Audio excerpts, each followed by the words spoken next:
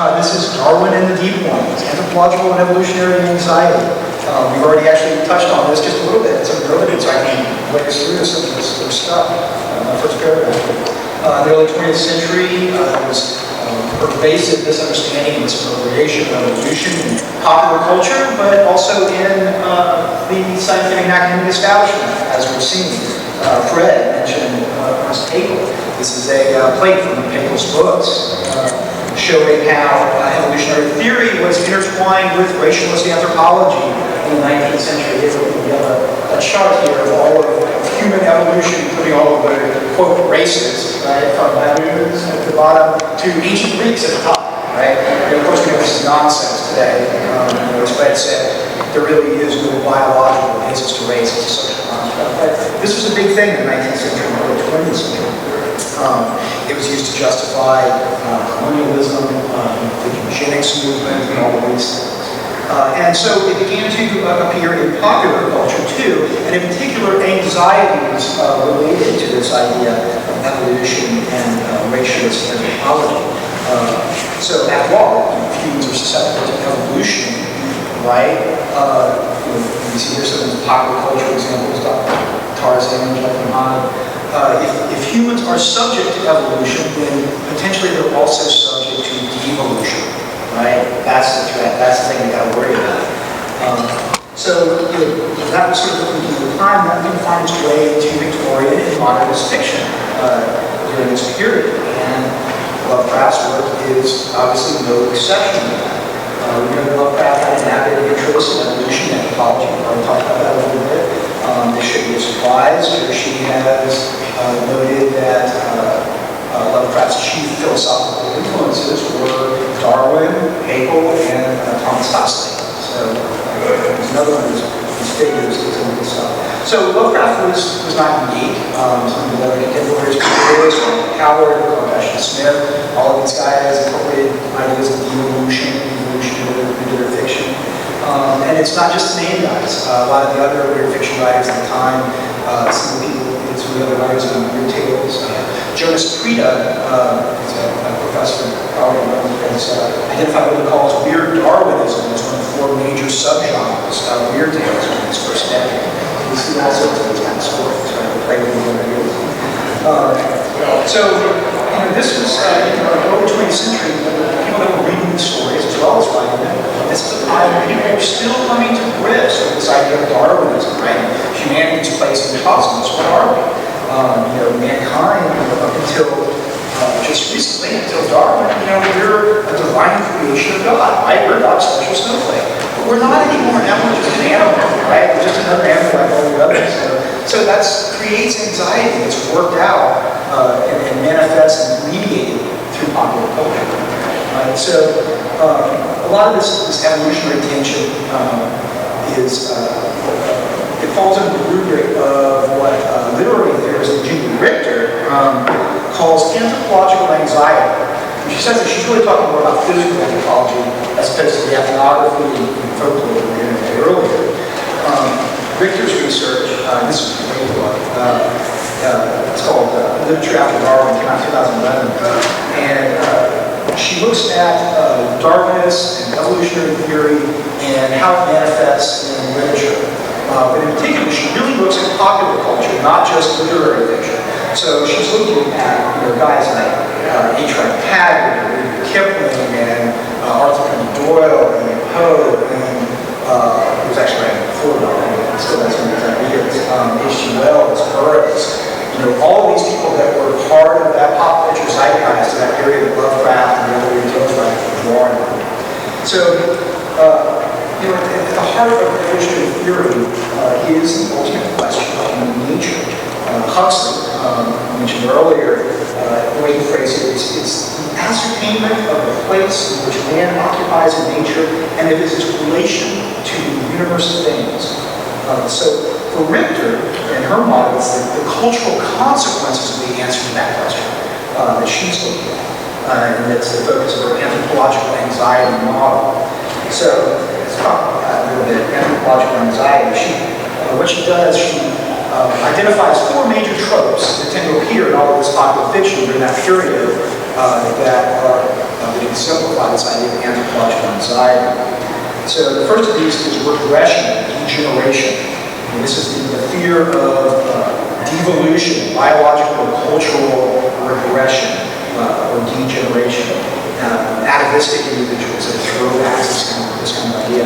The example she gives are Conan Doyle's The Sleeping Man, the ape-like witch, Gabagool, and King Solomon's Mines by Abbott. So that's one thing. Number two is plasticity of the body. Right? The human form is no longer the perfect ideal anymore. It can be changed, it can be morphed, it can have metamorphoses, right? This idea. It's no longer immutable. Strange Case of Dr. Jekyll and Mr. Hyde. It's a great example of this. The Island of Dr. Moreau. So you can have a human turning into an animal or an animal turning into a human. The body shape itself can change. You see that a lot. Number three, simionation. Right? Becoming simian or apeified. Okay? So this is the blurring of the boundaries between human and ape, or more generally just between human and beast, human and animal. So one becomes more like the other. Of course, Tarzan apes is a great example. It's a human becoming more like an ape. But you also have something like Kipling's Virtually Bimmy, where you have an ape that's trying to become more like a human. And as you can imagine, that usually never ends well, right? When you start crossing those boundaries. Number four, assimilation. This is the fourth per category. This is the threat of cultural and biological pollution, right? Maybe to use Lovecraft for taint, right? That comes with contact with the other, right? This is always a problem, right? This is where colonialism starts to come into play. These ideas. So this comes in the form of encounters with native savages, right? Or with missing links or lost races. If we're colonizing, we come in contact with the other, there's the threat of contamination, usually through miscegenation. Oh no, right? That's a big fear in Lovecraft's fiction. You see that a lot. So coming in contact with ape men and these kind of lost races and things is a problem. The ape men of Opar, Return of Tarzan, as an example, it's the ape men in the Lost World of Doyle. The Western explorers come in contact with them, it leads to problems. So I suggest that Richter's model of anthropological anxiety is a useful tool for discussing and understanding Lovecraft's use of evolutionary themes in his approach to dealing with issues of race and colonialism.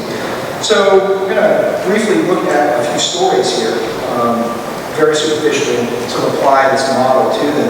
So one of the first is last consumed Arthur Jermyn and his family.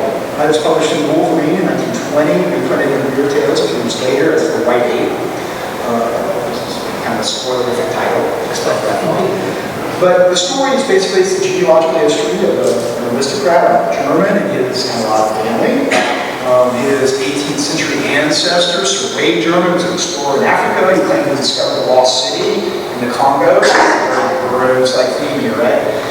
It was populated by a race of white ape men. So beginning with his child and a mysterious foreign bride that he brought back, right?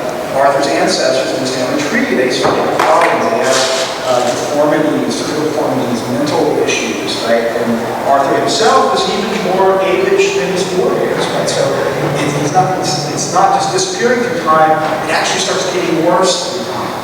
Arthur Jermyn is a throwback, he's an atavist, right? That's not actually Arthur Jermyn. That kind of matches how this Arthur Jermyn looks like.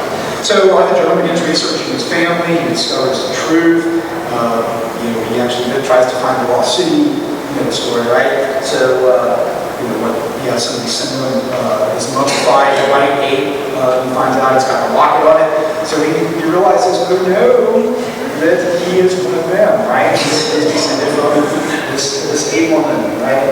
And as he reacts, he's horrified at this is, he ends up setting himself on fire because he just can't handle it.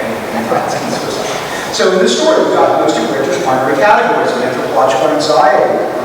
The Jermyn family itself is an example of regression, right? It's a devolution idea. Arthur in particular is a throwback, he's an atavist. He is more simian than his forebears, not less. The plasticity of the body, while it's not overt, we're getting this in the description of Arthur Jermyn himself, ape-like.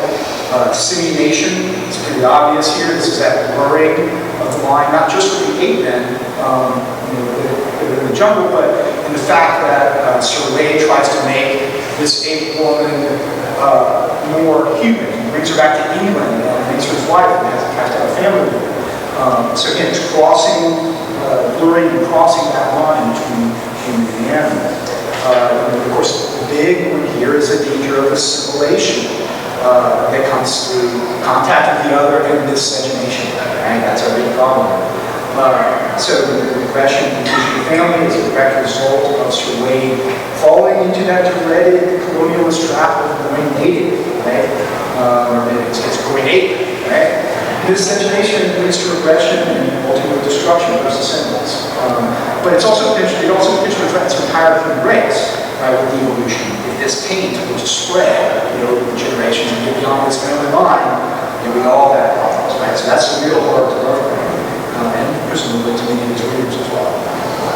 So the theme of regression and degeneration is explored more deeply in the book In Fear. It's written a year later, published in Homebrew in 1922. It is in Homebrew. That's actually illustrated by Clark Ashton's son. So the story, we know the story too, right? Like In Fear, the Martins clan, degenerate Dutch, oh my God. Living in a Timorous mountain in the Catskills. And so you have isolation, generations of inbreeding, and mixing with the medial class, right, and the mongrels that live out there. So again, this degeneration problem. You don't even, in this case with Lovecraft, you don't even have to come in contact with something that's fully other or foreign. If you're upper class and you just breed with the lower class, that's a problem, and it can cause issues. So these anxieties, right? This is the nightmare of Lovecraft's evolution. A supposed position at the top of the teleological evolutionary ladder is precarious at best. The narrator of the story, he's kind of a cult detective, he finds out the truth, and so they deal with it in the only way an Anglo-Saxon protagonist deals with a problem like this. They had to blow up the entire mountain with dynamite. All right, so here it is, there's a mountain. All right, so, okay, in 1925, Beer Tales. Here, the anthropological anxieties are related to racism and colonialism, or rather, reverse colonization, right? They're invading us out there, But in its evolution, the basic themes are still present. Assimilation through contact with the other, and cultural generation as a result is the real danger. Miscegenation and sexual deviancy of the multi-ethnic hordes of Red Hook, as implied in the mention of orgies with infants. So it's just never good to mix in things. Strange cults, other languages are part of this foreign pollution as well. So this is that assimilation aspect of Richter's model. So again, people look at fear, regression is apparent on the surface in the form of decaying architecture. But like you look at fear, the mansion underground. Again, here, it's sort of subterranean. That seems to be kind of the theme of Lovecraft likes to play with. The real horrors kind of lurking beneath the surface of the skin. So these three early stories are Jermyn, In Fear, and Red Hook. They're not considered Lovecraft's best work, but they all, all of the themes in here sort of get repurposed by Lovecraft to much greater effect several years later in The Shadow of the Innsmouth. And some of these themes, they all come together. He makes use of all of them. We got weird evolution, miscegenation, reverse colonization, revealed ancestry, subterranean passages, exotic cults, and all of Richter's anthropological anxiety tropes fully exploited here in The Shadow of the Innsmouth. So the story was published, wrote it in 1941, it was published in book form in 1946, reprinted in Beer Tales 10 years later. This is actually created by the Beer Tales. This is 1942. It didn't make the cover of the American version, which is kind of interesting. But anyway, this classic work, we all know the story here, right? We've seen it through the radio play last night. The narrator, Robert Olmsted, he visits Innsmouth, this isolated mission village. The inhabitants are suffering from uniformities and religious practices. So he explores the rundown of town, it's a story from the local drums, they got down, we all know the story, right? Who here is not read The Shadow of the Innsmouth? We've all read this. Okay, so we got it. He finds out what the guys have been up to. The villagers, the Innsmouthers, they're breeding with these fishmen that feed ones for generations. So the people of Innsmouth, they're hybrids, right? That explains what curious features. They have a scaly skin, large eyes, right? James Thompson, right? So this is the thing. Anyways, they grow older, they become less and less human, and more like the deep ones, until eventually they're able to swim off into the ocean and join their submarine cousins in the city of Yaha. Okay, so Homestead escapes, right? He gets out, but he begins doing some genealogical research, and spoiler, it's one of them. Right? So he finds this out, he starts to put his initial horror ultimately becomes fascination, right? He starts dreaming about life under the sea with the deep ones, right? And begins to long for his future transformation so that he can join them, right? So here again, we have assimilation as one of the primary themes. The deep ones are actually the world colonizer, right? This is reverse colonization. But the contact between the two species leads to miscegenation. The villagers regress, regression. Beyond devolving into ape-men, they go much further back in the evolutionary scale, right? To fish and amphibians, right? They're going way back. He's taking it much further than this one. It's not an assimilation, right? It's explanation, I guess, right? Something like that. So, again, the lines between the humans and the deep ones is being blurred. Plasticity of the body. Okay, again, the idea that the human form can morph and change. Not over generations, right? But in a single lifetime. This is almost akin to the Lamarckian evolution, like Fred was talking about. Just about 30 seconds. I'm sorry? 30 seconds. All right, so wrap it up. All right, so here's the thing, right? Arthur Jermyn reacts to this like, what killed himself, right? Robert Olmsted doesn't do that. He thinks about it. No, he's fascinated by it, right? So Lovecraft now is kind of moved beyond just using this as horror, right? He's using this as it's actually fascination. This idea of transcending the human form, right? So he's playing with this idea much more complex level here. That's what makes the story more effective. And